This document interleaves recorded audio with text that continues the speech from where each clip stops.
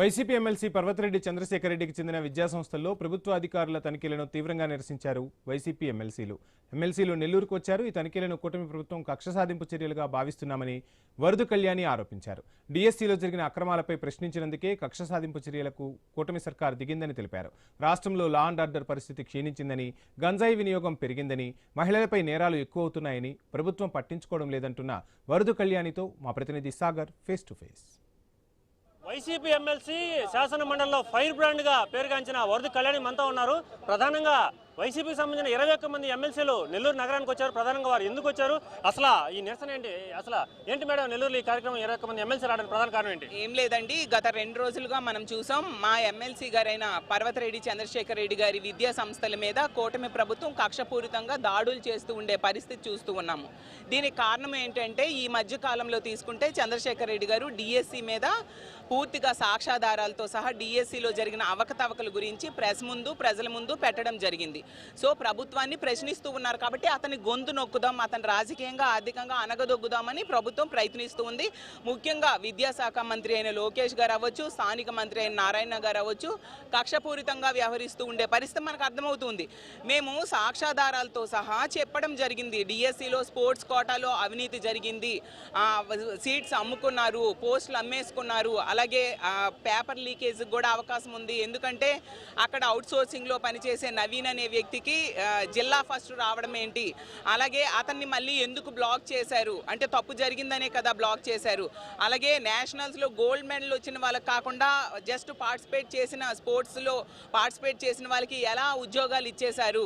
ఈ 420 మందికి స్పోర్ట్స్ కోటాలో ఇచ్చారు. అందులో ఇచ్చే ముందు ఒక జీవో, ఇచ్చే తర్వాత ఇంకో జీవోలు మార్చారు.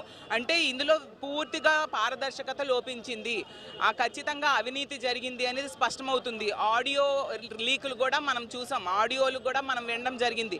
వీటి మీద ఎందుకు మీరు వాళ్ళని అరెస్ట్ చేయలేదు, ఆ నంబర్ కూడా స్పష్టంగా ఉంది. తూతూ మంత్రంగా స్టేషన్ బెయిల్ ఇచ్చి వదిలేశారు. అక్కడే తప్పు జరిగిందని అర్థమవుతూ ఉండే పరిస్థితి. అన్ని రకాలుగా లోపభూయిష్టంగా డిఎస్సి నిర్వహించారు.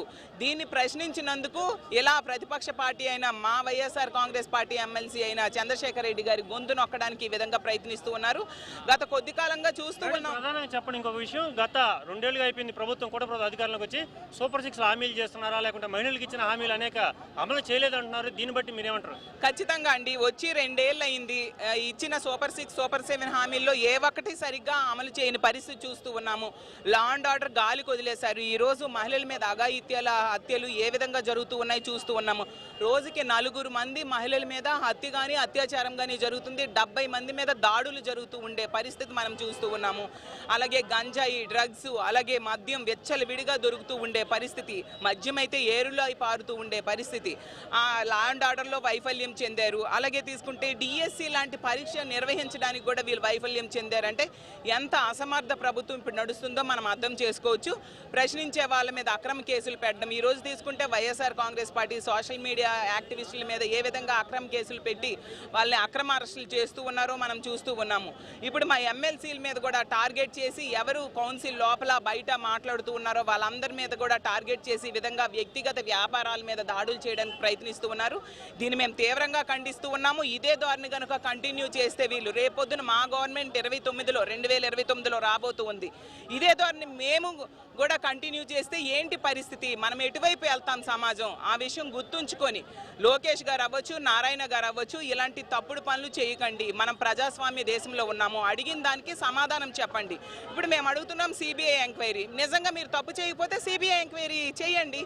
సిబిఐ ఎంక్వైరీ వేస్తే సిబిఐ నిర్ణయిస్తుంది కదా నిజంగా తప్పు జరిగిందో లేదో. తప్పు చేశారు కాబట్టి ఈరోజు భయపడి సిబిఐ ఎంక్వైరీ వేయట్లేదు. లోకేష్ గారు కూడా ఈరోజు రాజీనామా చేయట్లేదు.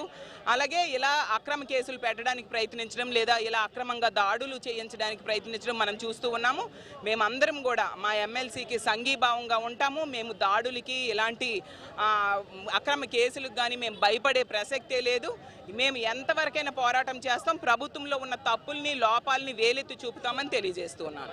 ఇప్పుడైతే మొత్తం మీద రాష్ట్ర ప్రభుత్వం 2 ఏళ్ళు కూటమి ప్రభుత్వం అధికారంలో ప్రజలకు అన్యాయం చేస్తుంది, అక్రమ కేసులు పెడుతుంది. వైఎస్ఆర్సీపీ పార్టీ మీద డిఎస్సీ మీద ప్రశ్నించినందుకే ఇటు ఎమ్మెల్సీకి సంబంధించి చంద్రశేఖర్ రెడ్డి కాలేజీకి సంబంధించి మీద దాడులు చేశారు. కాబట్టి మేము ఎక్కడ భయపడము. ఖచ్చితంగా జగన్మోహన్ రెడ్డి ఆదేశాల మేరకు అందరూ సంఘీభావంగా అండగా ఇటు చంద్రశేఖర్ రెడ్డికి అండగా నిలబడేందుకు నెల్లూరుకు వచ్చామని చెప్పి ఎమ్మెల్సీ వరద కళ్యాణ్ చెప్తున్నమాట. ఇది ఇక్కడ నెల్లూరు నుంచి తాజా పరిస్థితి. కెమెరామెన్ హుసేన్తో సాగర్ రెడ్డి,